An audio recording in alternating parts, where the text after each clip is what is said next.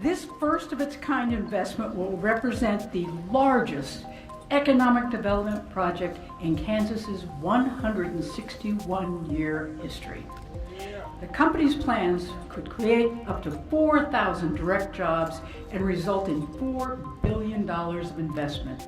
Innovations happening right here in Kansas will accelerate the future of electric vehicles on a global scale.